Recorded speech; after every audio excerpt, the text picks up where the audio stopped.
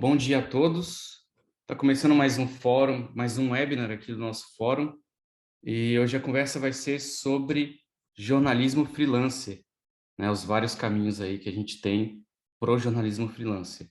Hoje a gente vai fazer um pouquinho diferente. Normalmente é uma dinâmica mais de entrevista, né? Com pergunta e resposta, uma coisa mais bem definida. Hoje eu queria que fosse mais um bate-papo mesmo, uma coisa assim, roteiro, né? Um espaço livre para que a gente possa compartilhar as nossas experiências. Os convidados de hoje são Alexandre Aragão e Gaia Passarelli. O Aragão eu conheci na Folha, né, quando a gente trabalhou juntos no Caderno de Tecnologia. Depois a gente trabalhou no BuzzFeed, de novo juntos. E ele tem passagem pelo Intercept, também pelo Jota, né, locais para ele que ele freela ainda hoje. E ele também contribui para o Núcleo, que é o site jornalístico que eu fundei. Bom, faz tempo, Aragão, que a gente trabalha junto, né? Bem-vindo aí, obrigado por aceitar o convite. Valeu. Fez 10 anos ano passado que a gente se conheceu já, em 300 lugares. Muito legal.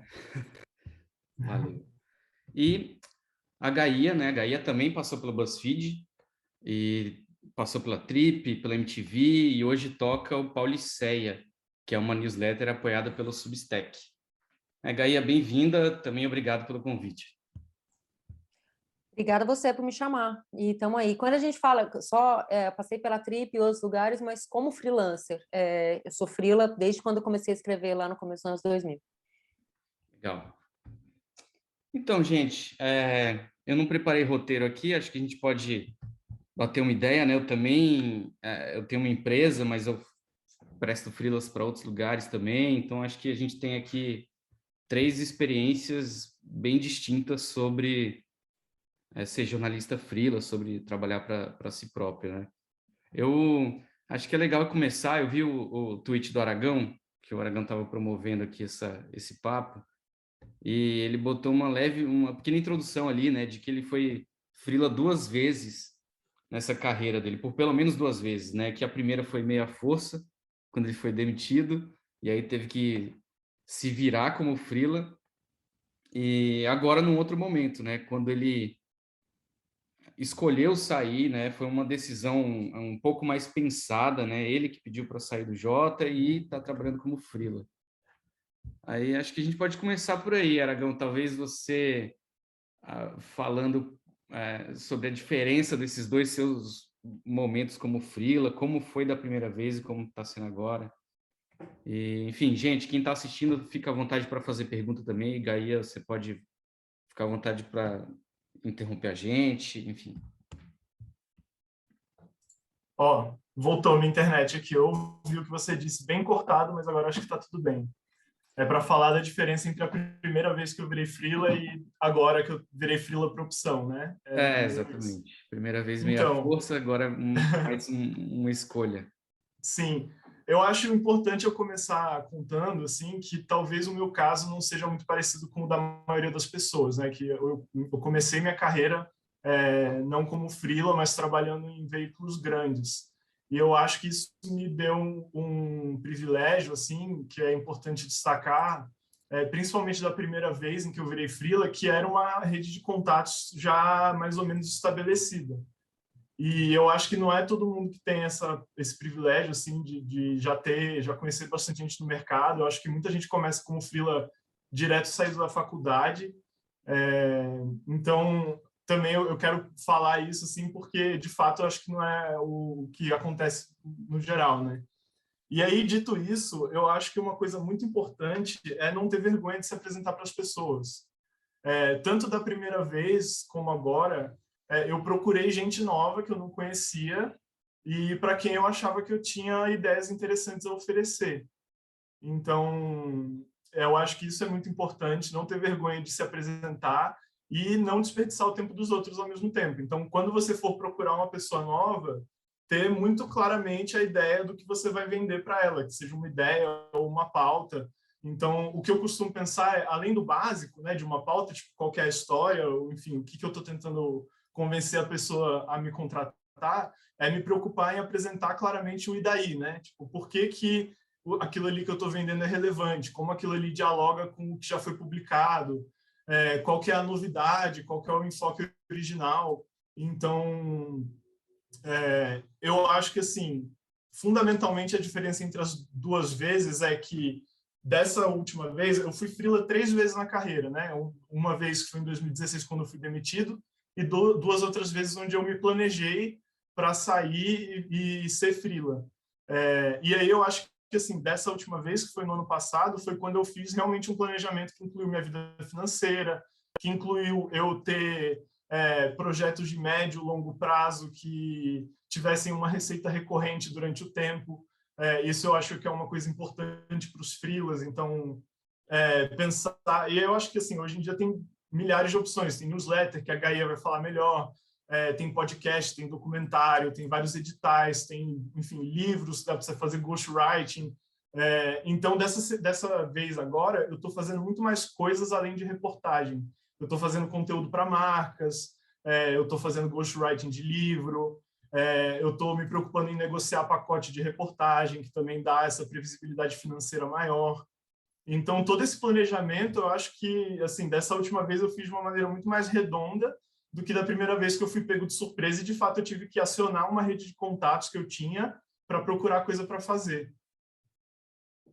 E quando você vende, você falou de rede de contatos, né? Você sempre procura a sua rede de contatos que já está estabelecida para vender pauta, para tentar trocar uma ideia? Eu acho que tem 2 caminhos básicos, assim, para mim, pelo menos. Acho que a primeira opção é sempre a rede de contatos, mas eu acho que é fundamental sempre ter um plano B também. Então, é muito comum você ser rejeitado, assim, é muito comum você ouvir não, e eu acho que também isso é algo a se trabalhar quando você é freela, porque afeta a sua autoestima, né? Mas, assim, quando um plano A te recusa a sua ideia ou sua pauta, também, aquela rejeição também traz informação relevante para você. Então, você consegue aprimorar aquela pauta a partir dos comentários da pessoa que te rejeitou, do editor, do veículo, enfim, para procurar um plano B. E aí eu acho que, assim, isso pensando numa rede de contatos.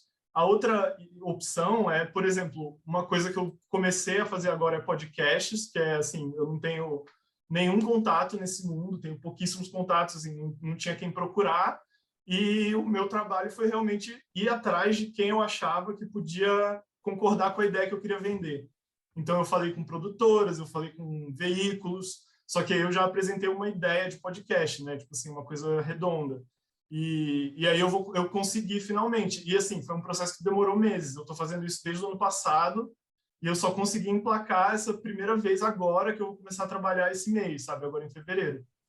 Então, eu acho que tem as duas coisas, assim, prioritariamente, eu acho que para trabalhos rápidos, a rede de contatos é sempre a primeira opção, mas eu também faço, assim, de pensar algo, até porque, assim, cada veículo tem uma particularidade, e dependendo da pauta ou da ideia que você está tentando vender, ela pode se encaixar melhor com um ou com o outro.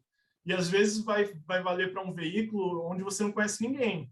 Então, vale a pena, eu acho, se apresentar para o editor, descobrir, ou às vezes acionar a rede de contatos para chegar naquela pessoa. E aí eu acho que tem um ponto de atenção, que é ter cuidado para não desgastar a rede de contato, usar ela de maneira estratégica, com sabedoria, pensar o que você vai pedir para quem, para chegar em qual pessoa, o que você vai apresentar, né? Tipo assim, fazer o mesmo passo a passo do que você espera que aconteça até o sucesso, assim, digamos. Aí, como é que foi para você? Você chegou... Acho que você podia explicar também um pouquinho como que você chegou nessa... até fazer essa newsletter apoiada pelo Substack, né? Foi por meio de rede de contato também? Como é que você chegou nisso? Não, foi uma... Cara, a minha carreira é totalmente diferente da do Alexandre. Eu comecei a escrever na internet de forma totalmente independente, ali na virada dos anos 90 para 2000, escrever sobre assuntos que eu gostava. E isso foi despertando em mim a vontade de realmente escrever para viver, assim. Tipo, cara, é isso o que eu quero fazer, é isso que eu quero que seja a minha profissão. Significa que, ao longo desse tempo, eu tive que me adaptar várias vezes para as necessidades da internet, porque eu sempre escrevi para a internet, apesar de também ter livro publicado, também publiquei no impresso, mas o meu foco sempre foi a internet. A internet, como vocês podem imaginar, mudou muitíssimo de 1997 até aqui. Acho até que isso é uma característica interessante da nossa geração, assim, essa capacidade de adaptação que a gente tem. E eu tive que criar essa rede de contatos que não veio de uma experiência específica em veículo, em começo de carreira, e também não veio de faculdade. Foi uma coisa que eu percebi em vários momentos. Quando eu fui trabalhar na MTV, por exemplo, isso foi muito claro para mim. Tipo, cara, essa galera aqui se conhece da faculdade. Eu não conheço ninguém porque eu não fiz faculdade com eles. Isso, acho que isso é muito comum nas redações de grandes veículos até hoje.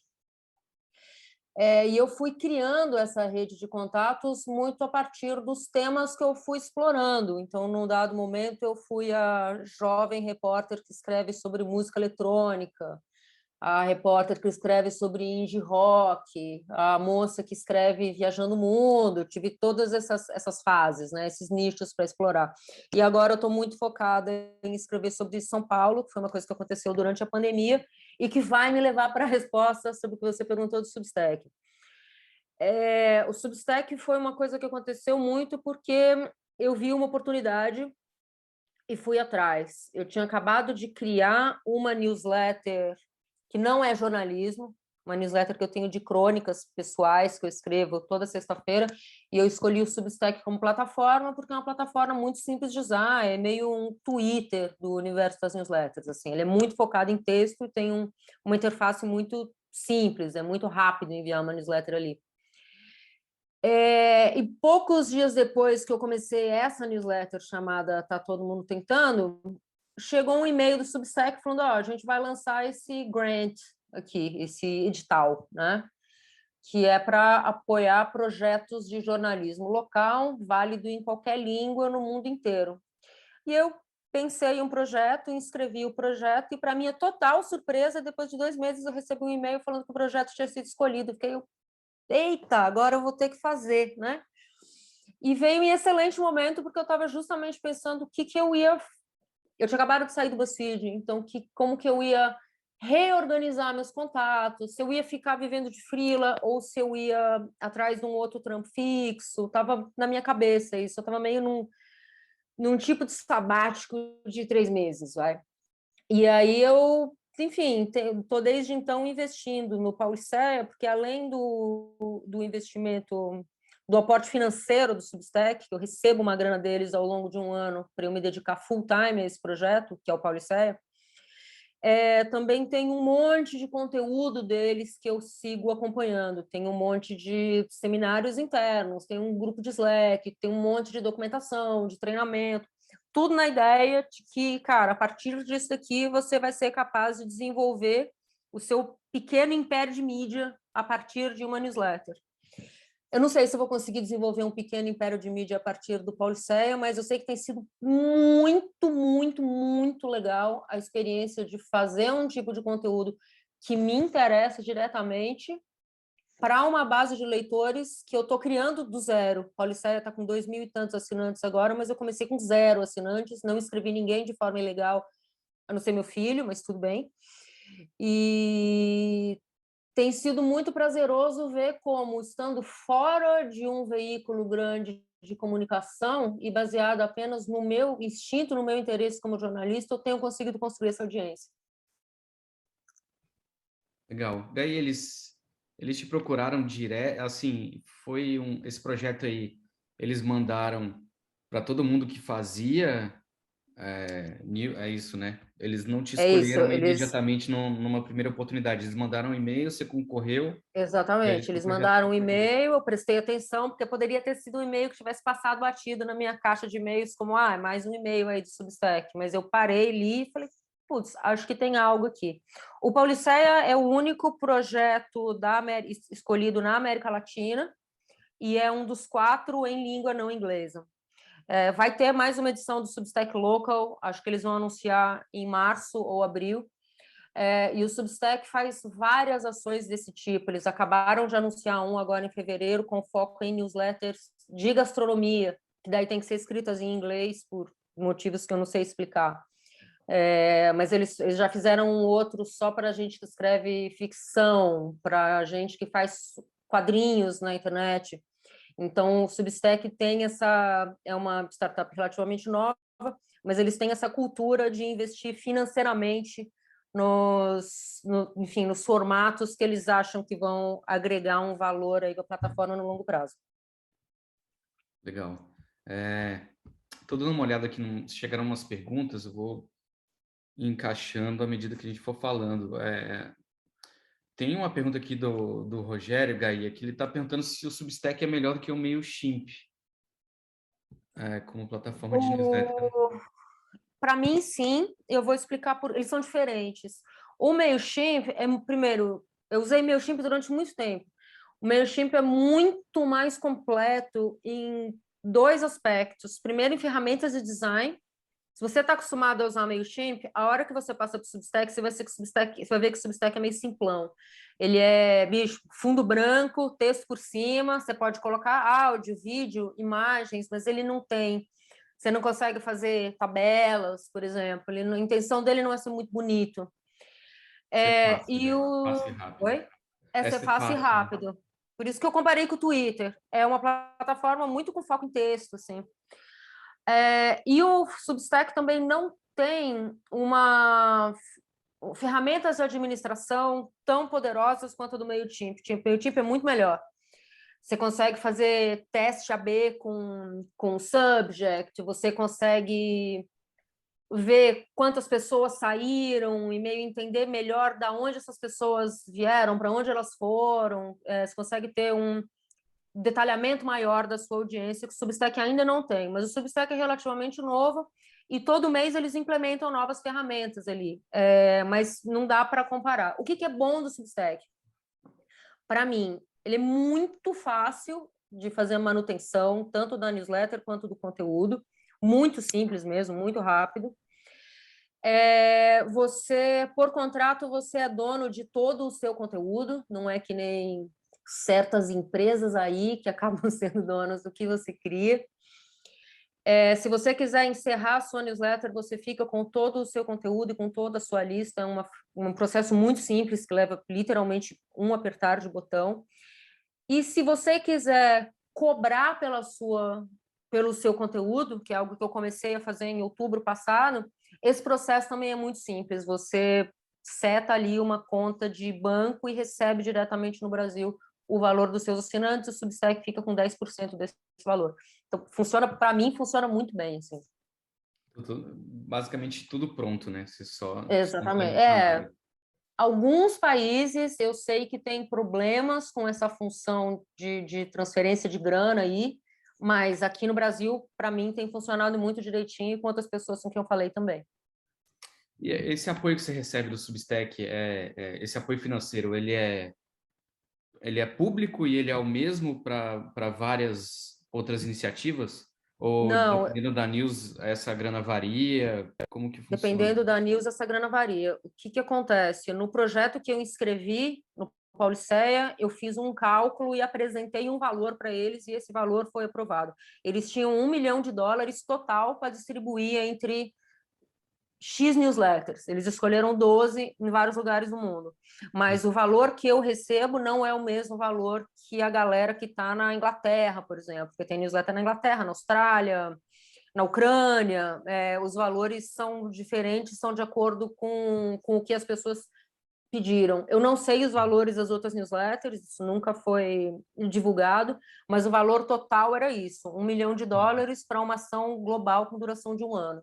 Entendi. Você tem alguma dica para quem quiser fazer algo do tipo, não só para o Substack, mas que, sei lá, que esteja bolando um plano do tipo? Que caminho você usou para calcular isso, né? Óbvio, você não precisa abrir o valor, mas assim, só para explicar que lógica que Para você mim, fez. o cálculo que eu fiz foi o seguinte: eu preciso de X por mês ao longo de 12 meses para me dedicar 100% a esse projeto, então eu vou pedir esse valor para eles, fiz um cálculo em dólar. Agora, na verdade, eu acho que eu fui até um pouco simplória, eu poderia ter pedido mais, porque fazer 3 newsletters por semana dá um trabalho considerável, assim. E a grana fica meio justa. Eu poderia ter pedido, talvez se eu tivesse pedido mais, eles teriam me dado mais, porque eles nem negociaram comigo, tipo, isso é muito, isso é pouco, eles apenas aceitaram. Mas aí isso esbarra numa questão do freelancer, que é super importante, e acho que tem a ver com algumas perguntas que as pessoas estão fazendo aqui, que é quanto cobrar pelo seu trabalho, né? Quanto que a sua hora de trabalho vale? Essa não existe uma ciência exata para isso, e esses valores mudam conforme o momento da carreira em que você está, né? Então, eu fiz um cálculo meio... Bicho, acho que eu chutei para baixo. Eu poderia ter pedido um pouco mais. Mas, ao mesmo tempo, eu não sabia o trabalho que o Paulo Saia ia dar. Ele consome 100% do meu tempo. Entendi. Aragão, vamos entrar nisso aí também. Sim. Aproveitando que a Gaia já pegou essa pergunta daqui, né? Como precificar o trabalho? Né? E aí também, falando um pouco mais especificamente de matéria, né? Que é um pouco uma parte do que você faz, né? Como precificar uma matéria, né?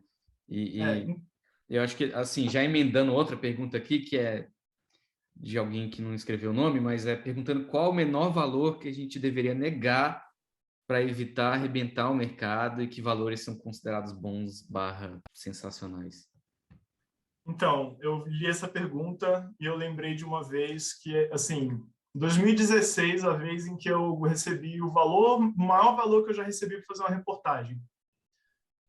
Foi na revista Playboy, quando a Playboy já tinha saído da Abril, então era a última encarnação da Playboy lá, que era um empresário, um fotógrafo, enfim.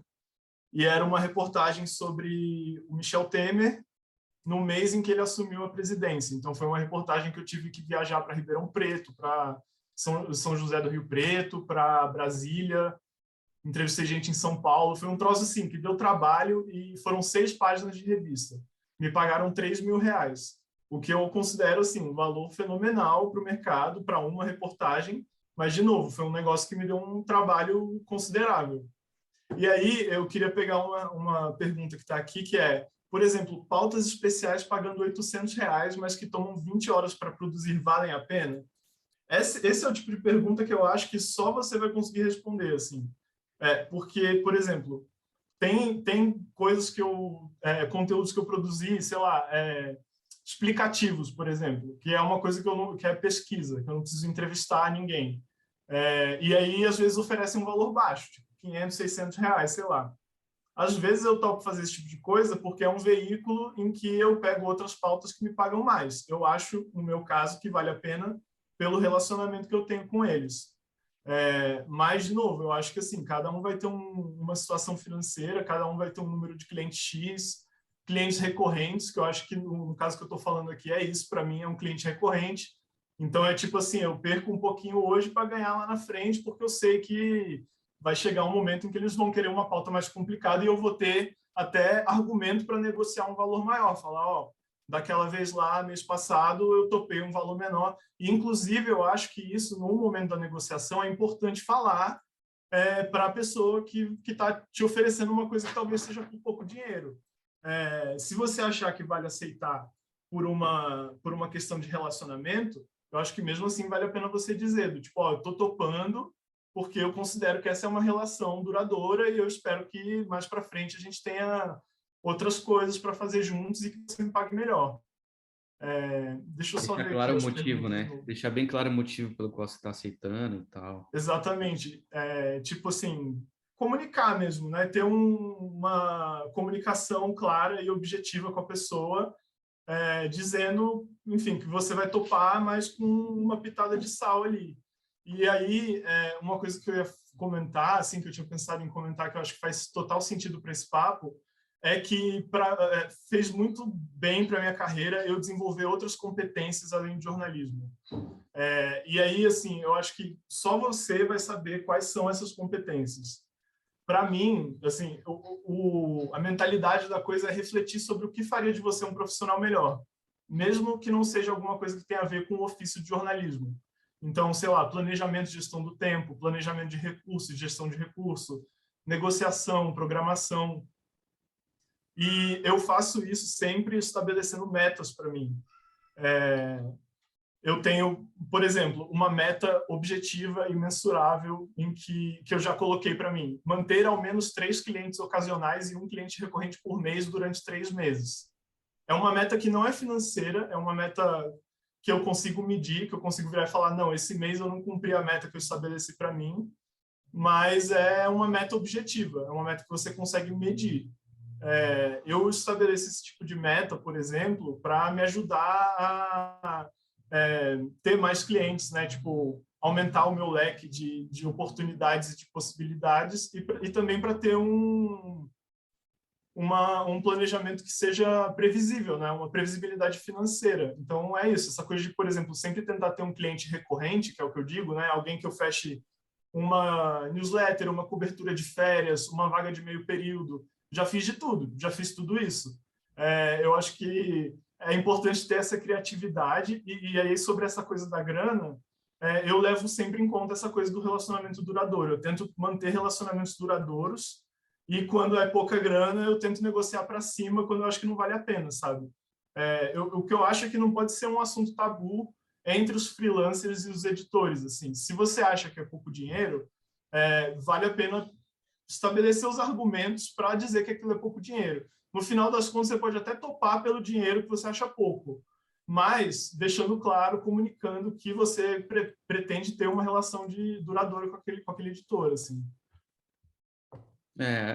Acho que faz sentido. Diga, Gaia. Sobre isso eu queria falar um negócio, que, assim, essa coisa de precificar, ela, né, é meio misteriosa, assim, varia de pessoa para pessoa, de trabalho para trabalho, mas tem algumas coisas que tem que levar em consideração que não são apenas a grana que você está recebendo diretamente. Às vezes, esses R$800 é pouco para um trabalho que vai te exigir, sei lá, 2 semanas de apuração, mas é uma pauta que vai, por exemplo, repercutir muito bem, que vai te colocar em contato com pessoas que vão ser importantes para a sua carreira, sejam fontes ou sejam editores e veículos. Então, isso também vale o investimento, né? A gente não recebe só em grana. Mas tem o outro lado também. Sempre tem aí flutuando as pautas que, além de pagar pouco, são uma bosta, ninguém vai ler, vai dar um trabalho do cão e o editor depois vai mexer na tua pauta e vai ser uma relação complicada. Sim. Mas são essas coisas do que realmente vale a pena ou não, você só vai pegando a manha no fazer. Não tem resposta certa. Então, muitas vezes, uma pauta que parece que paga pouco e você não sabe muito bem o que vai acontecer, ela vale a pena se você está num começo de carreira, assim. Não que você precise se humilhar também, trabalhar de graça, etc. Mas vale a pena no aprendizado. Eu acho que até assim, completando isso, é um cálculo que envolve o dinheiro que você vai receber, a reputação que você vai ganhar, ou, enfim, pode ser, porque também tem essa coisa que eu já discuti muito com o Rico sobre a emergência do jornalista influenciador, né? Que para o bem e para o mal, que traz benefícios e malefícios, enfim, esse não é o espaço para a gente discutir isso especificamente, mas é fato que há jornalistas influenciadores, assim. E peraí, deixa eu pegar aqui, que eu estou com os talking points, eu separei o que eu queria dizer. Peraí. Enquanto isso, aqui eu estou dando uma olhada. Então, é tipo isso, assim, é um cálculo que envolve o dinheiro que você vai receber, a reputação, se seu nome vai aparecer ou não, e também os contatos, que nem a Gaia falou, tipo, se aquele trabalho vai te conectar com alguém, vai gerar um relacionamento que pode te render mais receita no futuro. Então, o que eu queria comentar sobre isso é que, assim, eu peguei trabalhos para marcas, por exemplo, que meu nome não aparece, mas que são muito bem pagos. Então, tem a ver com isso que a Gaia está falando. Tipo, é um saco de fazer, mas é um cálculo entre quanto que eu vou ganhar e se meu nome vai aparecer ou não, se vai ter reputação ou não. E eu acho que, no meu caso específico, estar aberto para fazer esse tipo de serviço faz com que o meu trabalho editorial, as reportagens que eu faço, sejam mais interessantes, porque aí eu tenho liberdade para apostar só no que eu acho que é relevante mesmo, que meu nome vai aparecer, sabe? Sim, eu acho que faz muito sentido essas coisas que vocês estão falando aí. E acho que tudo passa por organização, né? Seja organização aí, que nem você está falando, Aragão, né?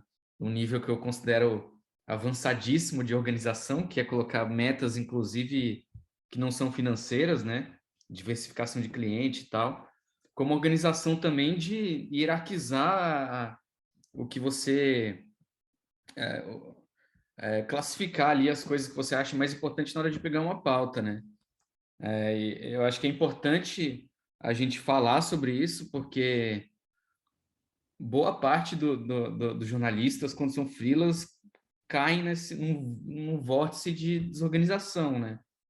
Eu acho que o mais comum, eu tenho muitos amigos que são jornalistas e freelas, e eu arrisco dizer que mais da metade, se eu perguntar quanto eles ganham, eles vão falar que simplesmente não sabem.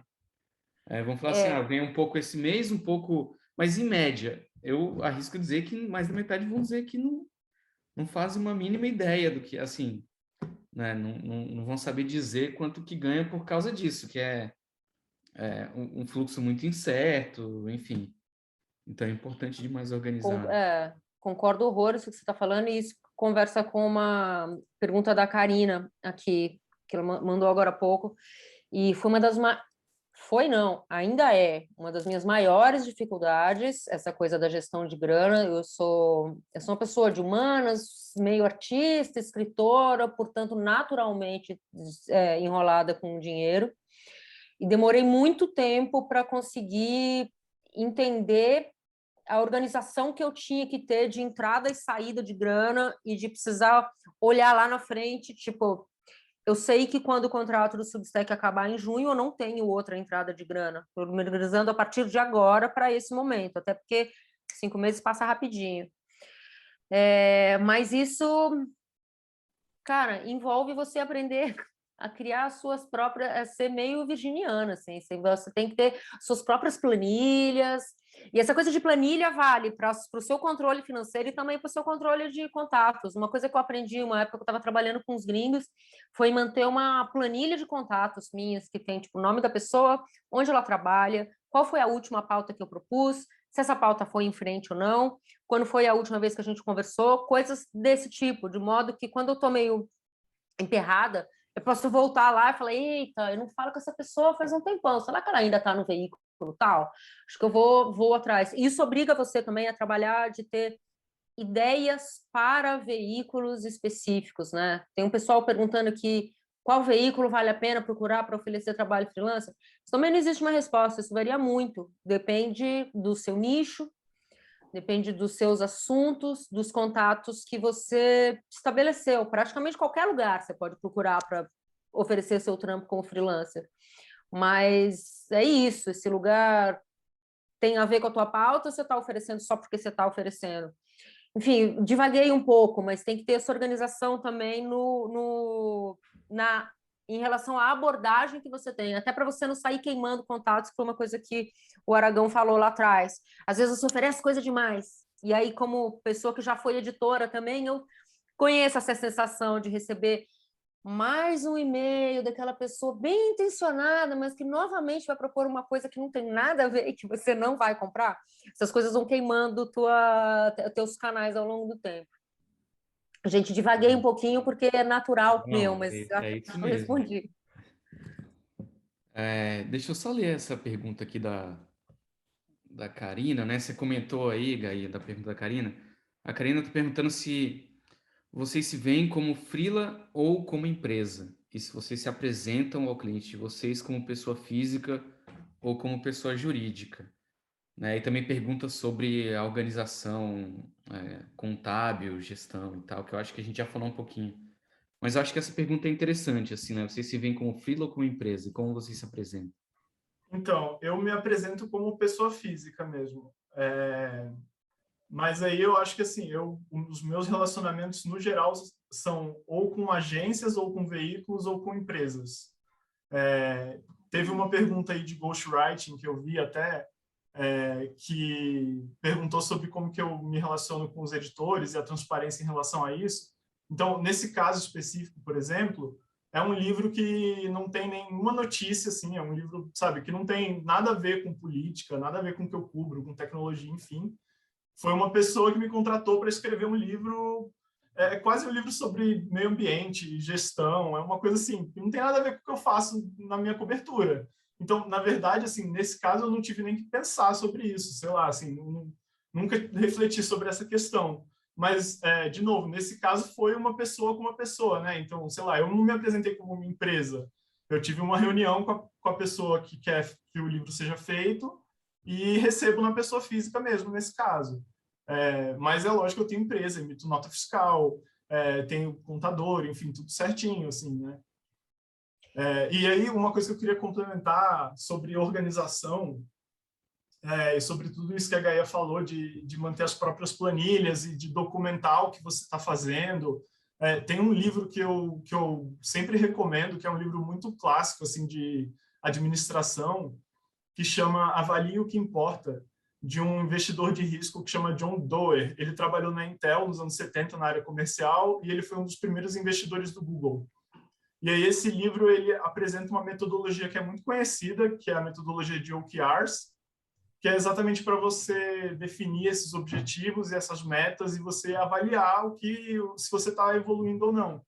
Que é exatamente a mesma lógica do que a Gaia apresentou, assim, né? De, pô, quantas vezes eu já vendi pauta para esse cara, quais pautas eu vendi. Porque com o passar do tempo também, se você vende para um lugar que você quer muito publicar, mas que eles nunca aceitam suas pautas, então aceitam e jogam para baixo, querem pagar pouco.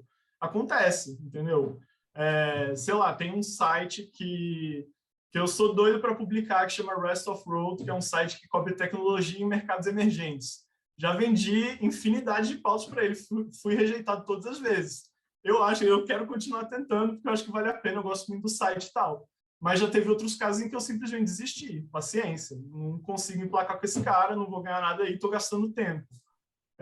E aí eu acho que tem até uma outra pergunta que se liga também com isso, que tipo, como precificar a pauta, como preparar a pauta, né? O pré-pauta, eu acho que vai muito de caso a caso, assim.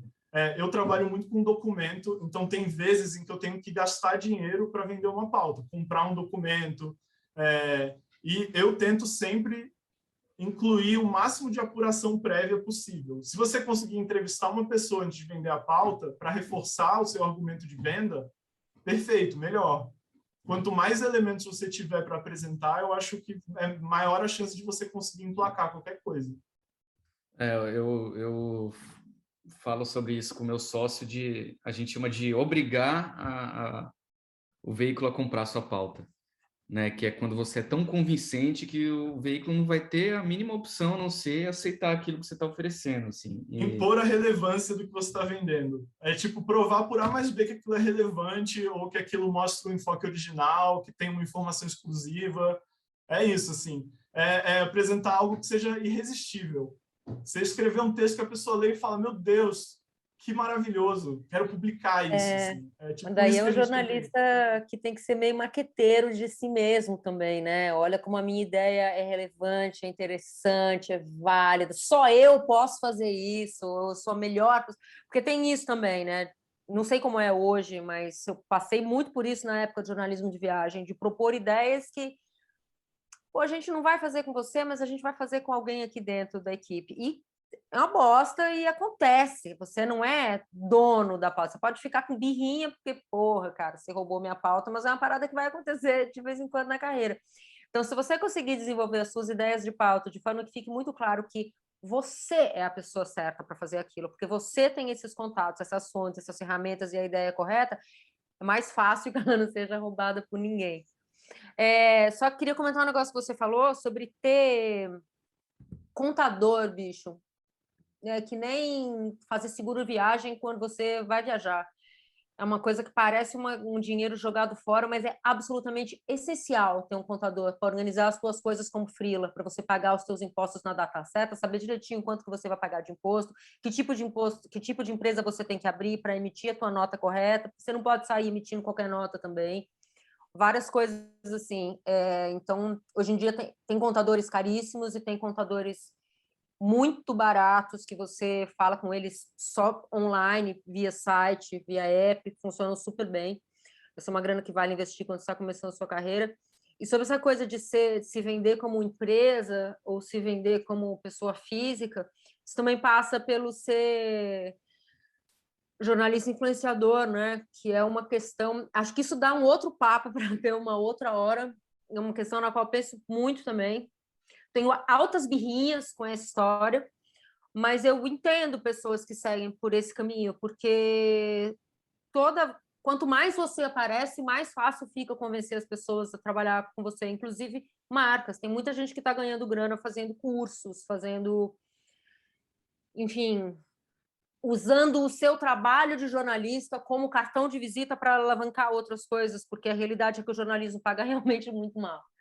Então, é um caminho estranho, mas um caminho que às vezes a gente tem que atravessar também. E sobre ser ghostwriter, eu sou ghostwriter direto para marcas e outras coisas que eu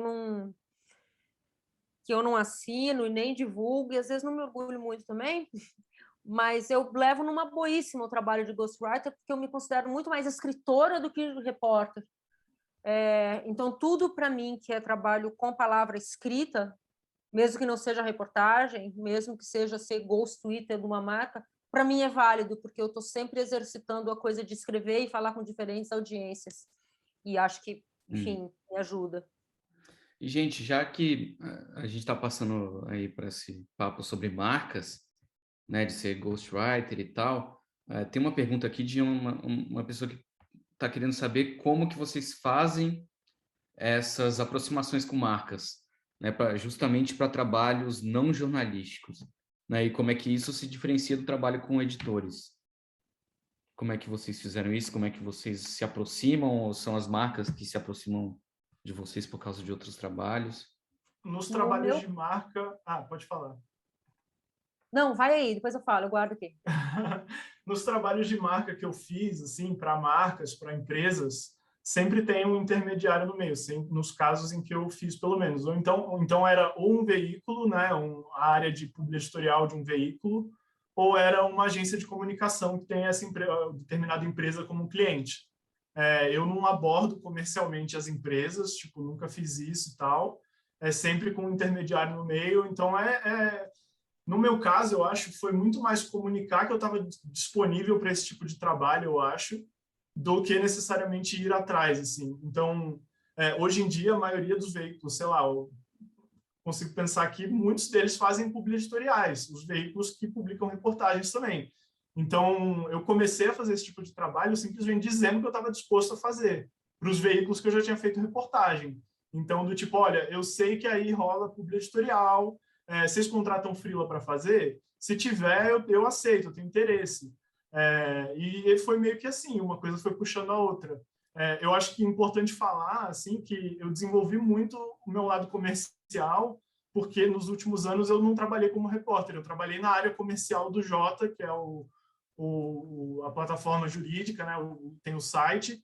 Então, eu acho que, assim, no meu caso, eu desenvolvi esse lado comercial, que acaba se refletindo nessa lógica de vender pauta, de vender ideia e tal, mas eu não chego direto nas empresas, é sempre com algum intermediário no meio. Eu não tenho esse hábito e nem essa organização de sair abordando marcas como creator, influenciadores fazem, de marca X, trabalha comigo porque eu falo desse tema. Eu acho que isso requer uma organização bastante específica, assim, até no sentido de você entender as métricas que você segue, coisas desse tipo, que super não é meu caso. Mas eu, enfim, já abordei e continuo abordando muito veículo na vida. Então, daí é mais específico. Meu assunto é esse, eu quero vender essa ideia aqui. Para marcas, foi meio um outro caminho. Das marcas, ocasionalmente, vêm até mim oferecer um trabalho X. Às vezes muito bons, às vezes bem ruins. E aí você pode fazer ou não. Mas isso tem um pouco a ver com o fato de eu ter livro publicado, ter sido VJ da MTV, ter muito seguidor no Twitter, etc. Então, esbarra aí nessa coisa do creator, né? Mas eu não tenho mesmo essa coisa de abordar marcas, que é uma parada, também respondendo que alguém perguntou ali atrás, se eu vou participar de outra edital para o Paulo Israel. essa coisa de abordar marcas é uma parada que eu sei que eu vou ter que fazer esse ano para manter o Paulo Cé funcionando. Sabe? Mas aí eu não estou indo como Gaia, eu, repórter, mas estou tipo, estou vendendo esse projeto aqui, que eu acho que a sua marca pode estar interessada.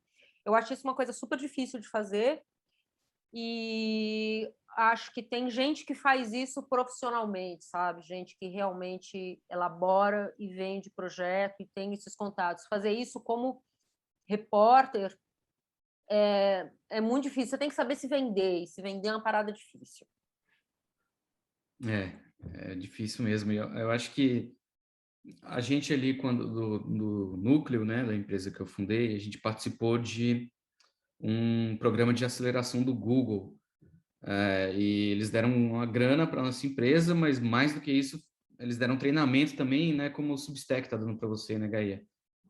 Treinamento, workshop, e muitos desses treinamentos passavam por marketing, gestão de pessoas, gestão de tempo, e porque é isso que a gente está falando aqui, né? É essencial o jornalista também aprender essas outras coisas sobre como se vender, um pouco do mundo de negócios e tal, porque isso vai fazer diferença na hora enfim, de tentar vender projetos, de tentar sair um pouco do jornalismo, né? Que é essa pergunta aqui que a gente está tentando responder. Enfim, então, assim, eu considero essencial para mim, e, obviamente, não é todo mundo que tem a oportunidade de passar por um programa de aceleração, como a gente passou, como você está passando, Gaia, mas acho que tem outros caminhos para alcançar isso, né? Tem muita coisa disponível na internet, tem curso, ou até mesmo experiências profissionais em outras áreas, né, que no Aragão teve, mas, de qualquer forma, acho que é essencial saber um pouquinho mais de outras áreas para expandir aí os trabalhos que a gente tem como freela. Estava dando uma olhada aqui nas perguntas. Tem gente, o Alexandre Mota está perguntando se vocês têm portfólio e se vocês usam alguma plataforma para organizar, como é que vocês fazem isso? Se as pessoas pedem isso quando vocês tentam ou tentavam vender trabalho para veículos? Eu vou começar respondendo na esperança de que o Aragão depois me dê uma boa sugestão.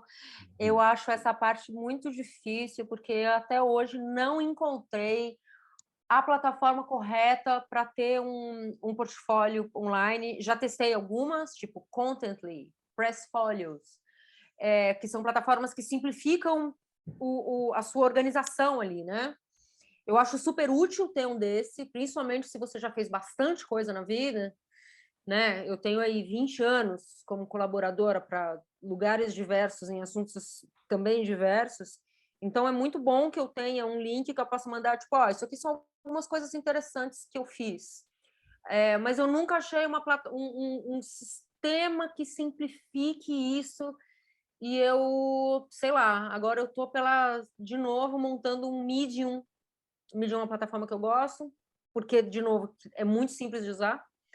E vou colocar algumas coisas ali, mas eu realmente queria que existisse um serviço melhor. Independente do serviço que você for usar, para quem está começando a vida de freela, bicho, vale fazer isso desde o começo. Guarda os PDFs e os links de tudo que você fez, nem que seja no seu computador, guarda uma cópia na nuvem e vai armazenando. Porque se você lá na frente tiver que ter o trabalho de voltar anos de trabalho para buscar tudo, é uma parada que você vai ficar enrolando, vai acabar não fazendo.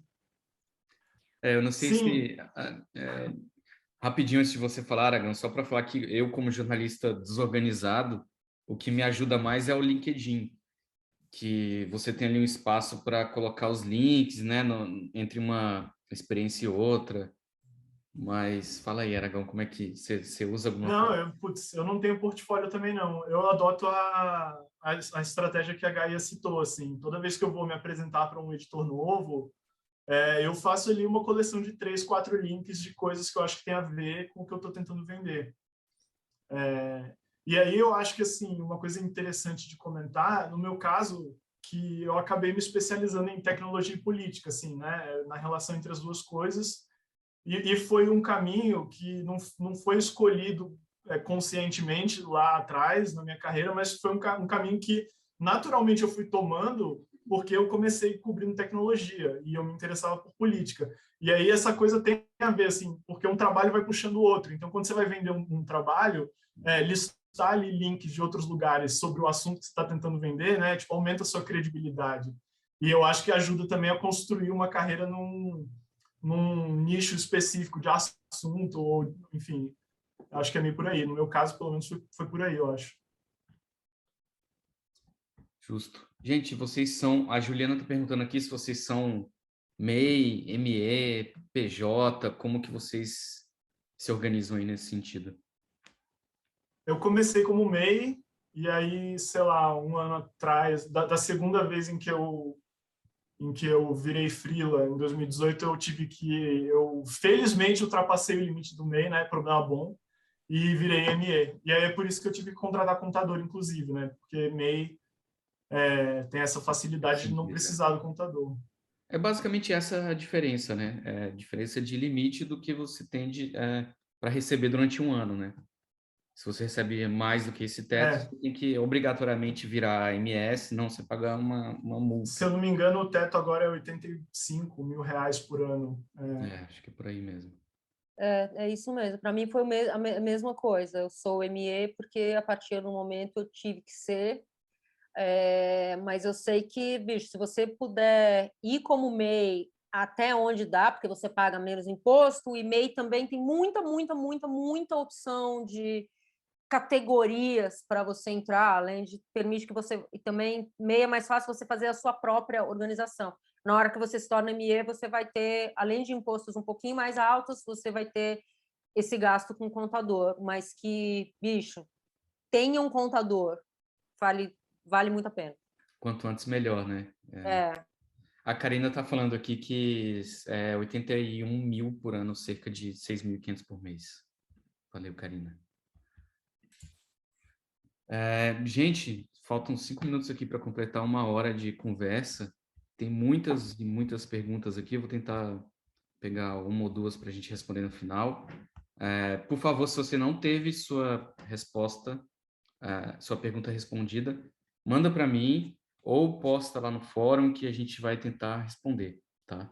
Eu incomodo o Aragão, a Gaia depois aí, a gente tenta elaborar alguma coisa para vocês. Tinha uma que eu escolhi aqui. Peraí.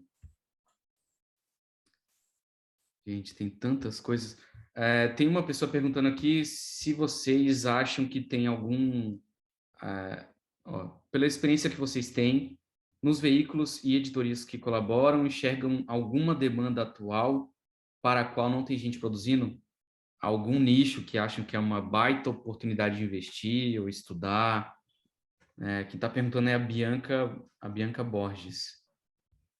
O que vocês acham? Bianca, eu não sei se isso é um nicho ou se isso é uma ideia de pauta, talvez seja um pouco dos dois. A crise da moradia em São Paulo.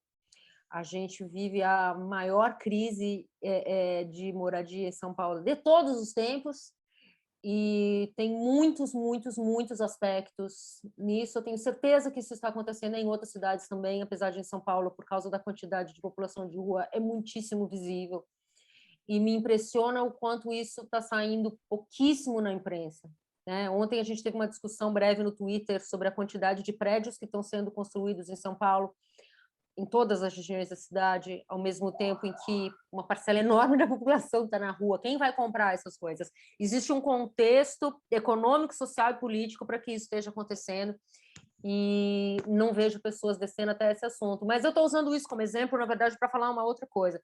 Tem muitas questões sociais, políticas importantíssimas do Brasil agora, mas a questão é o quanto os veículos, os grandes veículos de imprensa que a gente tem hoje, eles são dispostos a comprar essas pautas, comprar essas brigas, ou investir no jornalismo de investigação que demora, que tem custo, né? Qualquer conversa sobre jornalismo vai passar por isso. É uma crise muito profunda do setor, é muito difícil optar por ser jornalista de uma forma tradicional no momento, porque você tem cada vez menos gente trabalhando e menos dinheiro rolando. Então, você também tem que levar isso em consideração na hora de desenvolver o seu nicho. Mas puxando um pouco uma pergunta que tem a ver com isso que está lá embaixo, é melhor se especializar em uma área ou quanto mais abrangente, melhor? Eu acho que quando você está começando, é muito legal que você seja muito abrangente, porque isso vai te dar visão, sabe? Você vai aprender a dialogar com vários públicos e falar sobre vários assuntos, uma coisa que sempre vai ser importante para você. Mas conforme você avança na carreira, é importante que você vá descobrindo o seu nicho. Seja arquitetura, cobertura política, literatura, vai ter um monte de nichos, mas você vai desenvolvendo ele naturalmente. Senão você vai ser sempre aquela pessoa que meio faz tudo e daí você acaba não sendo muito lembrado. Não sei se vocês concordam comigo.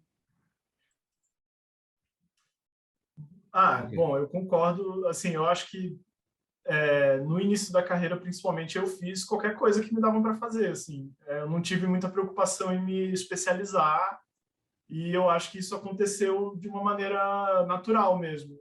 Mas assim, até hoje, apesar de eu publicar muito sobre tecnologia e política, as duas coisas juntas, né? LGPD, enfim, qualquer assunto que relacione as duas coisas, eu faço pauta sobre qualquer assunto, até hoje.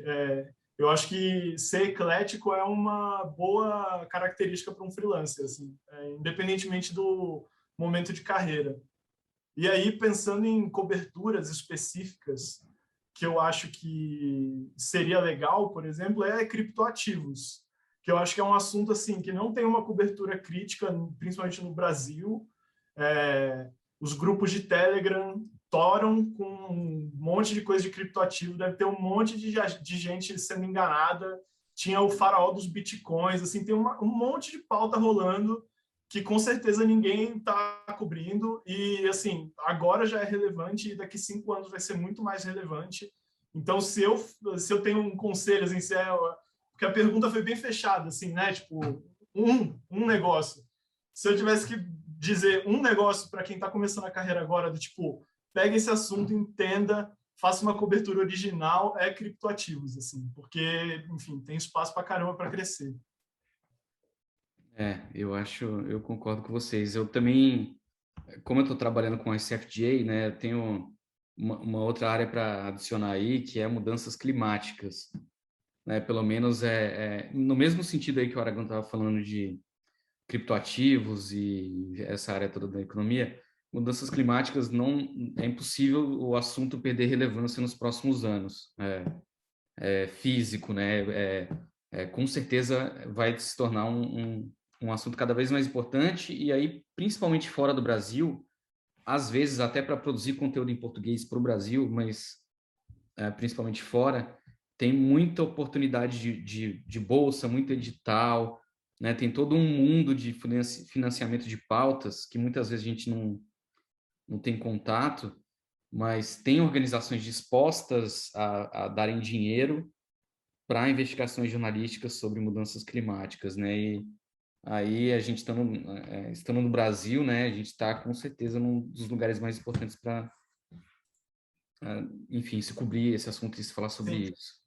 Não, e até assim, acho que tem a ver com o que vocês dois falaram.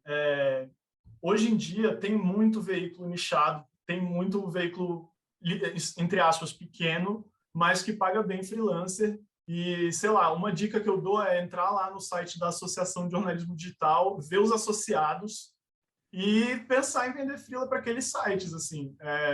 São sites bons, são sites que produzem jornalismo e que, às vezes, pagam freelancers. Assim, né? Eu contribuo para um monte de site lá daquela lista. Perfeito. Eu também, assim, e adicionando uma coisa também que a gente falou lá no começo, Aragão, principalmente você, sobre essa questão dos documentos, né? Acho que mais do que se especializar, acho que mais do que uma discussão sobre se é melhor ser geral ou específico em alguma área, acho que é legal também você pensar num estilo seu, né? Não necessariamente no estilo, mas assim, no que você gosta de fazer, né?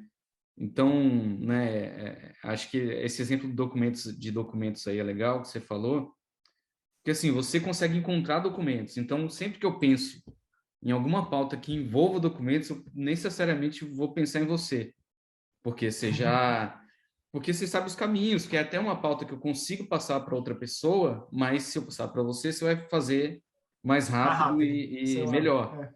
Então, é um negócio que vira meio que uma marca, assim, desde quando você estava na Folha e tal. E eu acho que isso serve para outras pessoas que eu conheço também, né? Então, você vira uma referência num método de trabalhar, ou num certo estilo de trabalhar, né? Acho que isso é talvez mais importante do que se especializar num tema, né? Mas é uma coisa, obviamente, que vem com o tempo. Você só quando fizer muita coisa, você vai entendendo no que você é bom, no que você tem mais interesse. Então, só para... Tem gente perguntando sobre isso, né? Acho que com a preocupação de desenvolver isso muito cedo, ainda estudante, mas tem coisas que demoram um pouquinho de tempo mesmo, né? Só com tempo. Juliana Borba perguntando qual é a associação. Acho que o Aragão mencionou a AJOR, né? Isso, Eu botar essa a AJOR mesmo, no Google. Associação de Jornalismo Digital. O núcleo é associado, o J é associado, o Aos Fatos, enfim, é uma associação desses sites mais novos, mais recentes, a maioria deles nichados e tal. Eu acho interessante entrar lá na lista de associações, porque tem muita coisa que provavelmente você não vai conhecer, assim. E é todo um universo de clientes em potencial para quem é freela. É isso, E gente. aí, isso que eu ia comentar, se você puder mandar aí no link, no chat, depois tudo isso que eu falei, eu fiz um textinho para vocês terem de manualzinho. 5 dicas para ser freela. Bem estilo BuzzFeed, listinha. Adoramos listinha. Perfeito, quero. Eu não vou mandar no chat aqui, porque a gente vai terminar a conversa já já e vai sair. O que eu vou fazer é mandar por e-mail para todo mundo que está aqui na conversa e vou publicar também lá no fórum. Tá bom. Inclusive nos comentários ali da transmissão no nosso grupo de Facebook. Então, umas dicas com o quê? Dicas... Você até mandou aqui. É meio tudo isso que eu falei, aí tem indicação de livro, enfim, é uma sistematização do que eu disse, assim, como, de novo, a importância de documentar as coisas, entendeu? Né? Exatamente. Processos. A gente tem que se acostumar a seguir processo e ver sentido nos processos, entendeu? Não é só ter, tipo, por que eu estou fazendo isso? Que informação eu vou tirar daqui? Eu acho que é importante pensar esse tipo de coisa. Legal. Gente, eu acho que enfim, sobre isso tem assunto para a gente ficar muito mais tempo aqui, mas já tem 1h05 que a gente está conversando. É melhor encerrar por aqui. Lembrando que o webinar vai estar sendo gravado, né? Eu vou disponibilizar o link depois lá no grupo. E quem não teve a sua pergunta respondida, manda para mim de novo. Desculpa, mas teve muita pergunta hoje. Mas a gente responde. Então, manda por e-mail para mim ou posta nos comentários lá da transmissão no grupo do Facebook que a gente responde. Tá bom? A mesma coisa daqui, gente. Se alguém quiser falar comigo, né, teve algumas perguntas específicas sobre Substack, como funciona. Se quiser falar comigo sobre esse assunto, me aciona ali no Twitter. Eu sou muito do Twitter, quase não uso outras redes, mas é um assunto que eu adoro, newsletter/Substack. Então, pode chamar para a gente falar disso. Legal, gente. Então, acho que é isso. Valeu, gente. Obrigado de novo por aceitar o convite. Valeu. E obrigado Obrigada quem a assistiu vocês. também. Até loguinho. Tchau, tchau. Tchau, Até mais.